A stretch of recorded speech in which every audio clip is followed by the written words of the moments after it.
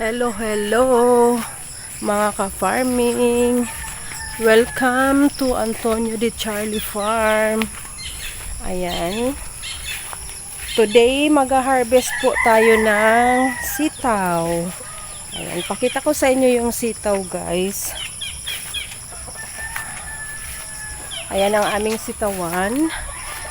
Meron tayong malawak na sitawan, guys. And hindi siya kayang i-harvest ng isahang bagsak kasi kalimitan ako lang yung nag-harvest dahil may kanya-kanya kaming trabaho dito sa farm.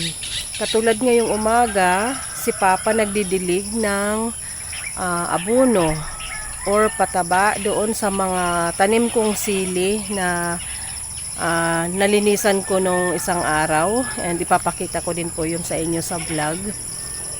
And ako ang mag-harvest ngayong. So ayan ang ating costume. Kailangan nating magsuot ng long sleeve and pantalon kasi makati po ang mga dahon and ang damo ay matalas. So ayan po, hanggang doon sa dulo to dulo ang sitaw. Ayan. So magbihis muna tayo ng ano natin, guys. Magbihis tayo ng costume. And hinihintay ko pa kasi yung lalagyan, yung ginagamit ko pag nag-harvest, yung karmatilya para dire-diretso. May gulong, then para after mo mag-harvest, lagay na doon din tulak ko. So, okay lang na mag-isa. And si Mama naman ang bahala sa pag-retail and sa pagbenta. Kasama ang aking pamangkin na pangatlo yung lalaki. So, ayan. Ang buhay namin dito sa farm, guys. Simpleng-simple lang. Pagising sa umaga, iinom ng mainit. Kahit anong nandyan, kung may gatas o may choco. Pero syempre si Papa at si Mama, coffee is life yan. And sa amin bawal ang kape. So kami ni Nikki, yung anak ko, ay choco ang iniinom or minsan gatas kung meron. Pag wala, guys, wala na lang. Tulad ngayon, hindi pa ako nakapag-grocery. Walang ininom na mainit. So ayan. But anyways, ang gagawin natin ngayon ay mag-harvest na ng sitaw para maibenta na. Ayan. Ay, sumabit. Magbihis muna tayo, guys.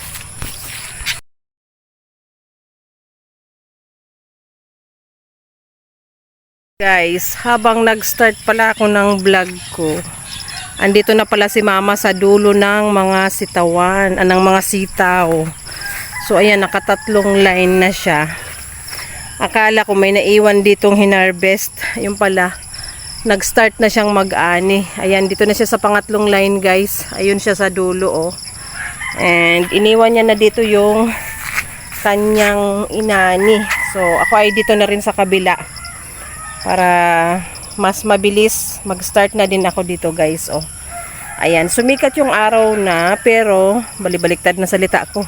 Sumikat na yung araw pero kulimlim. Ayan. Makapal yung ulap bandang dagat. And dito sa kabila, same din. Medyo may ulap dito sa bandang likod sa may isarog. Ayan. So start na tayo. Mag-start ng mag-ani habang hindi mainit. Ayan, guys, ang itsura ng bulaklak ng sitaw. O, di ba? Parang orchids, ang ganda, o. Ayan naman, guys, ang bunga pag maliliit pa. Maganda pag mga nakalaylay kasi straight yung bunga niya. Pero pag nakasabit, guys, sa mga dahon, sa mga vine niya, ayan, mga liko-liko, nakapulupot. So, mas maganda talaga ganyan, malawak na gapangan.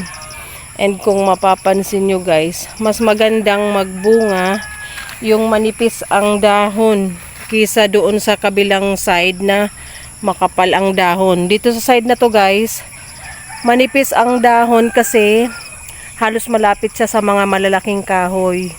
Medyo naliliman. Kaya pag bagong tubo pa lang, akala mo pangit yung tubo kasi mga payat.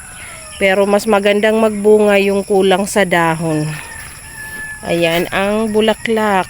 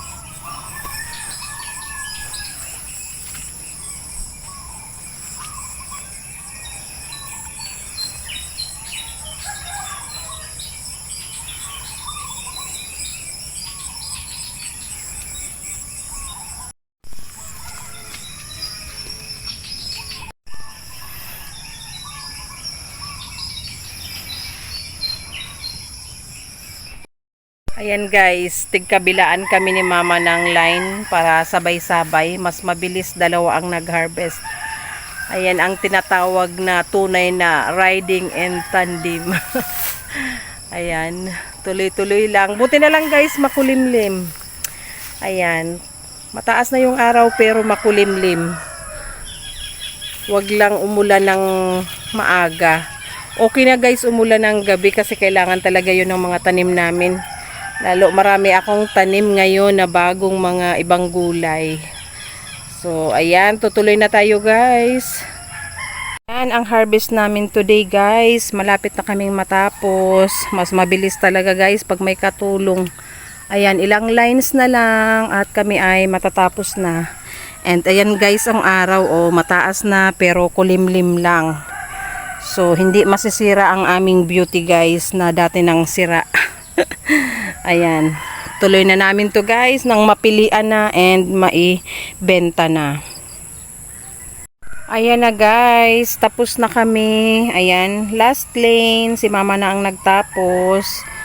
Ito na ang aming harvest and maaga pa, pwede pang ilako ngayon. Thank you for watching guys. Salamat po sa pagsama nyo sa aming munting bahay. Ayan. Kung bago po kayo, please like, share, comment, and subscribe. And hit nyo na rin po yung notification bell para updated po kayo dito sa aming munting farm. Paalam!